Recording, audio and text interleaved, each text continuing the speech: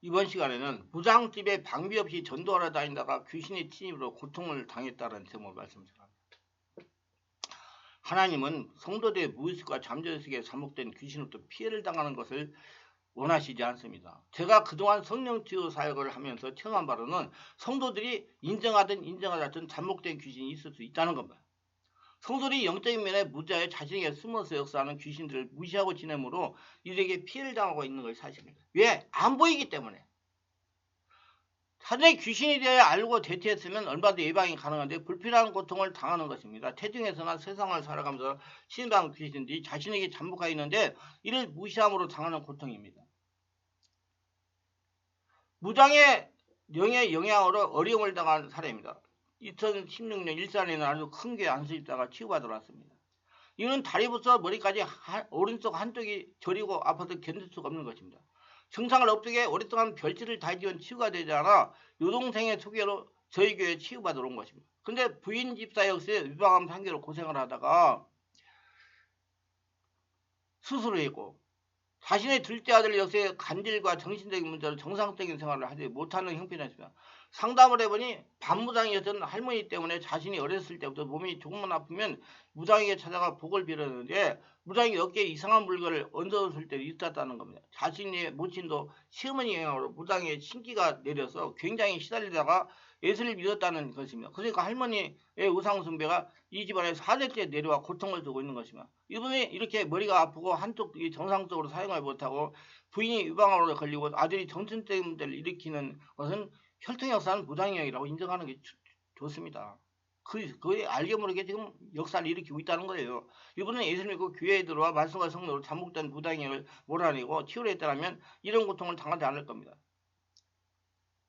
그 사전에 알고 대책에 강구해서 예방신앙 했다면 당하지 않았다는 겁니다. 저는 우선 그분에게 편하게 누우라고 하고 성령의 지배를 요청했어요. 그리고 본인에게 우상숭배 회개하라고 했습니다. 성령의 역사가 일어나는데 생각하는데 회개하라고. 그러자 얼마 동안 발작을 하기 시작했어요. 오른쪽 머리가 깨진 것 같이 아프다고 하고 오른쪽 팔과 다리가 막 흔들면서 발작을 했습니다.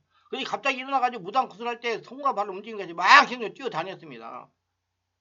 거기에 아들도 있고 어머니도 있고 부인도 있는데 성령 역사가 일어나니까 드러나가지고 무당 구토고 돌아다녔다는 얘기예요. 그래서 제가 성령이 더 강하게 역사해 줬다고 더욱더 강하게 요청하자 한 10분을 뛰어다니다가 쓰러졌습니다. 저는 곧바로 명령했어요. 얘가 예수 이름 명하니 이 가정에 무당의 줄을 끊어라. 무당의 줄은 예수 이름으로 끊어질 때하고 무당에게 복을 빌고 기도할 때 들어와 고통을 주고 있는 귀신은 예수 이름으로 물러갈 때다 떠나갈 때다 막 그러자 오물을 통하고 이 오물이 뭐 더러운 물이 아니라 맑은 물이 나와요. 무당한테 가가 전선 맑은 물이 졸졸 나옵니다.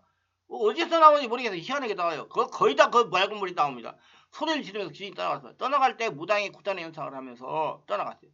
그 후에 몇 개월간 부인과 아들과 계속적으로 치료를 받았어요. 그리고 완치되어 지금 뭐 몇 년 지났는데 아무런 일 없이 잘 지내는 가운데 장로가 되어서 믿음 생활을 잘하고 있다고 그럽니다. 이렇게 조상의 우상숭배 3세대에 걸쳐서 고통을 줍니다. 그렇기 때문에 방심하셔야 되고 조상의 우상숭배에 들어오는 악한 역사를 치유하시기 바랍니다. 많은 분들이 예수만 믿으면 다 된다고 아니라니까요. 성령 역사를 치유를 받으셔야 돼요.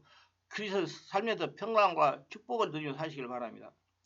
아무리 예집자님은 열심히 무당집을 전도하러 다녔는데 어느 날부터 무기력해지고 기우도가 되어 한계의 문제가 발생하여 저를 찾아온 것입니다.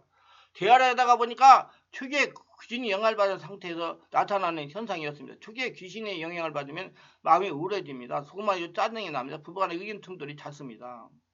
자녀들이 부모 말에 반항을 자주 합니다. 가정의 경제가 점점 나빠집니다. 근데 이번엔 지금 딸이 그 문제 영향으로 초등학교 6학년인데 정상적인 애가 못 돼요. 성인 아동. 아이가 6학년인데 6학년의 지능이 발휘하지 못해요. 그렇게 됐더라고요. 안타깝더라고요.